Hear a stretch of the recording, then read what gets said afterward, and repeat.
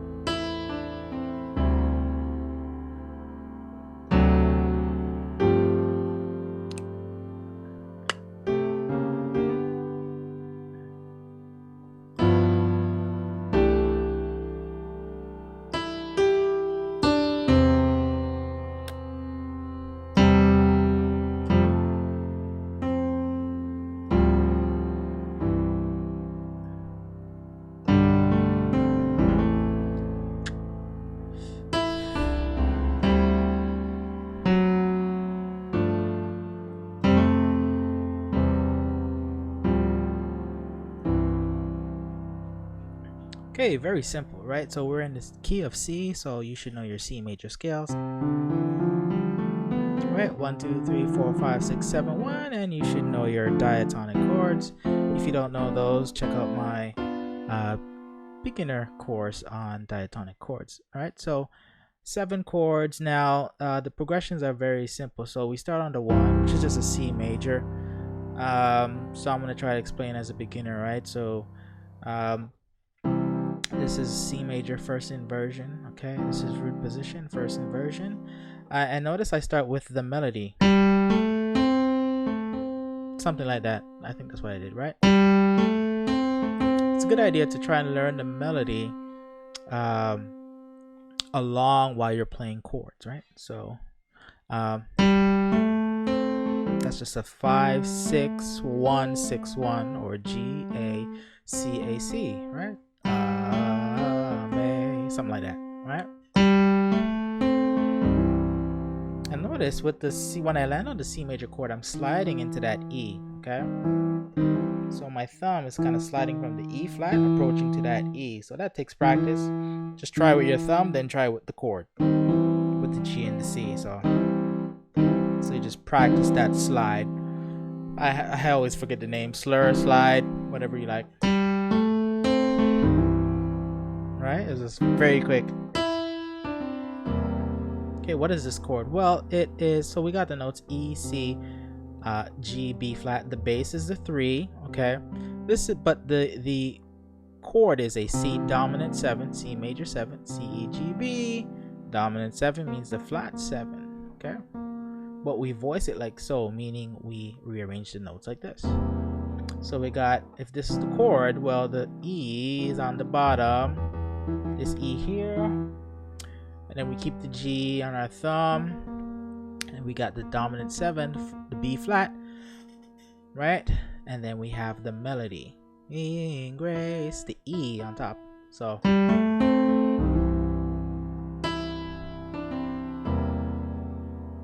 I forgot that I even played the melody, sing grace, right? Then I fell into the chord, E, 3 2 1 3. That's the melody, 3 2 1 3, into the chord, right? And then how sweet. So how is this is a G minor over E and C. Now it's the same C dominant 7 chord, except we're adding the D, which makes it a C 9. Okay, C dominant 9. Okay, here's the dominant and here's the 9 9, because D is 7 steps from C. 1 2 3 4 5 6 7 8 9. So C 9 or C dominant 9. Okay. Sorry, keep backtracking. Sing grace, how sweet. That's just a 4 chord FAC. That's a 4 diatonic chord, right? FAC, and then F and C on the bottom. The, on the I'm going to a 2 chord. Now the 2 chord, let me explain this chord. So we got D, A, F, G, C. Well, what is it? Well, it's really a slight variation of the 2 diatonic chord, the 7 chord, which is a D minor 7th. And instead of the A, I'm playing a G. See this A here? It goes to a G. It makes it a sus4 chord. Actually, well, they would say a D minor 11th. So D minor 7 with the G makes it a sus 7, right? Because the G is 4 steps. Sus 4 means 4 steps from D. Or you could say D minor 11th, because a G 1 2 3 4 5 6 7 8 9 10 11, a G is 11 steps from D. Okay, but anyways, D minor 7 with the G. Okay, so D minor 11, or I call it a sus4 chord, a minor sus4 chord. Okay, so I'm playing the F, G, C in my right hand, and then the D and the A on the bottom. So I voice it like that. It sounds really nice. You could also think of it as a 4/2. 4/2, which would be basically an F chord. It's a 4 chord, but sus2. This is a sus2, F sus2. So it's a 4 sus2 over the 2 chord. And in the bottom, we don't play the D, F, A. We just usually play the root and the 5. So the 1 and the 5 in that D chord. Okay. Let's put it together. Context.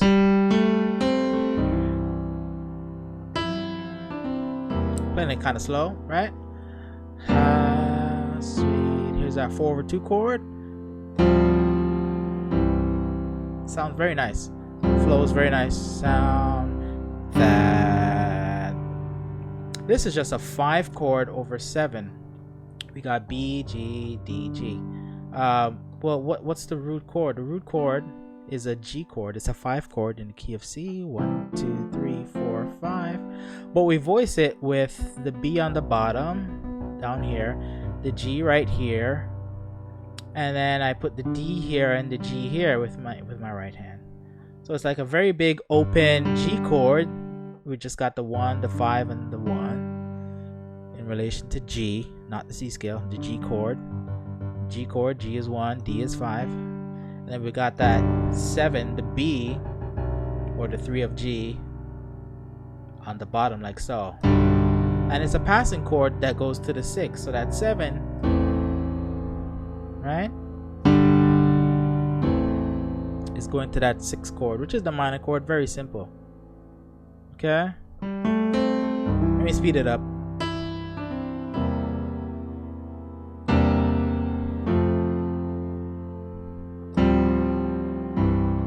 Right,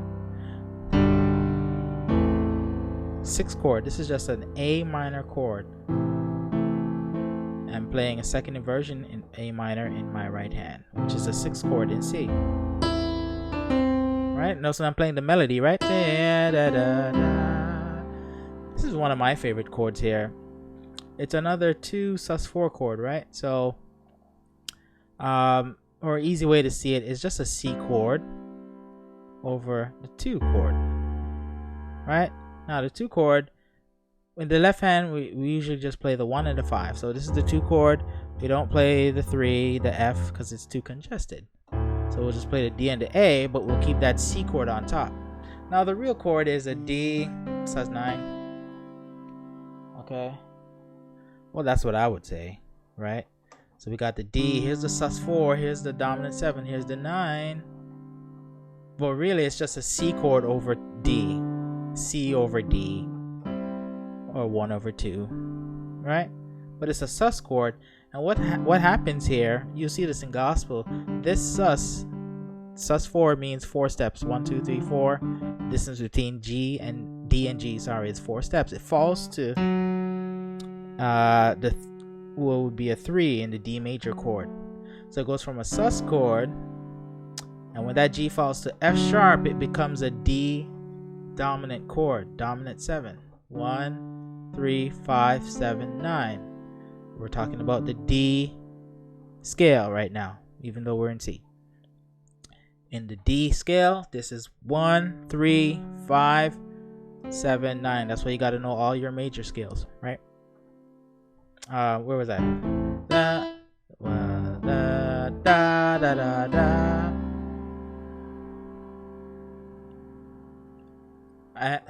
Sorry, yeah. Da, da, da, da, da, da, da. So after this chord, and by the way, so I'm doing a D and a C in my left hand, okay, which is all part of this chord, right? I'm playing the D and the C on the bottom and just playing that G, C on top. And my right hand falls to a D major chord in first inversion. Na, right? You should know that. That's a very typical gospel movement. Okay, on the 2. You're going from that 1/2 to that G fall to that F sharp to create a D major chord, which I voice like so. This is a D7. And that falls nicely into our a G chord, our 5 chord. This is a 4/5. Okay, it's another sus chord because it's a G chord. So right, so G. Here's the 1, the 3, the 5, the 7, the 9, and here's the 11, the 4. 1, 2, 3, 4. But we voice it like so. Right? Here's the full chord. Right? G9 sus 4. 9, and here's the sus 4. Sus 4 means 4. So C is 4 steps from G. So our root is G. C is our 4, sus 4. Okay? But we have the 7 here, and we have the 9 here. But all it is, it's a 4/5. Okay, very nice chord. Da, da, da, da, da, da. You notice though, I have the G here because that's the melody. I see. That's the 5 all the way up top. So I split up the notes this way. So A, C, G with my right hand and G and F with my left hand to incorporate that melody up top. I see. That's a D major chord to the 5 chord, which is a sus9. Okay. I think I did this jazz chord. And then I, which is a 3. We're still on a 5 chord. I'm gonna play an E and a B in my right hand and a G and F in my left. Well, what's this chord? It's just a G. Well, it's a G13. Yeah, G13th, right? We got the 1, the 7, the 3, and the 6, which is 13. Okay, 1, 2, 3, 4, 5, 6. E is 6 steps from G. If we put G an octave lower, it becomes 13 steps. 1, 2, 3, 4, 5, 6, 7, 8, 9, 10, 11, 12, 13. So that's why we call it the G with the 7, the 3, and the 13. But we just say G13, and it assumes that you have the 7 and the 3. Very nice. And then we're gonna fall into this chord, right? So we're doing a 5-1 progression, basically 5-1. I want. So this chord goes into this chord, which is a C6-9. Okay, so we got a big stretch 10 in our left hand between the C and the E. 1, 2, 3, 4, 5, 6, 7, 8, 9, 10. The distance between C and E is 10 steps. It's a stretch 10, that's what I call it. If you can't reach it, you can just bring the C an octave up and play the C and the E with your left hand. So I want, or you can do. So in my right hand, notice I have A, D, G. Now in relation to the C scale, this is a 6, this is a 9, and this is a 5. That's why it's called a C6-9. Alright?